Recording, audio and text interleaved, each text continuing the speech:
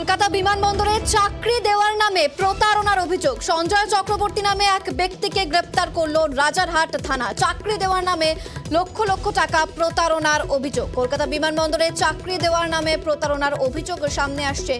সঞ্জয় চক্রবর্তী নামে এক ব্যক্তিকে গ্রেপ্তার করলো রাজারহাট থানা। চাকরি দেওয়ার নামে লক্ষ লক্ষ টাকা প্রতারণার অভিযোগ। অনুপ রয়েছে, অনুপ থেকে জানবো। অনুপ, ঠিক কি জানা যাচ্ছে এই সঞ্জয় চক্রবর্তী কিভাবে জড়িত ঘটনাটার সঙ্গে? কলকাতা বিভাগে চাকরি দেওয়ার নাম করে মূলত প্রতারণা, সেই প্রতারণার ঘটনাটি ইতিমধ্যে একজনকে গ্রেপ্তার করে রাজারহাট থানা এলাকা থেকে। এবং পুলিশ সূত্রে খবর যে নদিয়ার তেহট্টের বাসিন্দা মূলত প্রণব মজুমদার কর্মসূত্রে রাজারহাটে একটি বাড়িতে ভাড়া থাকতেন এবং লকডাউনের পরভূমিন যখন হয়ে পড়ে মানুষ, সেই সময় একটি বিভিন্ন সময় যখন কাজ খুঁজছিল সেই সময় কিন্তু যোগাযোগ হয়।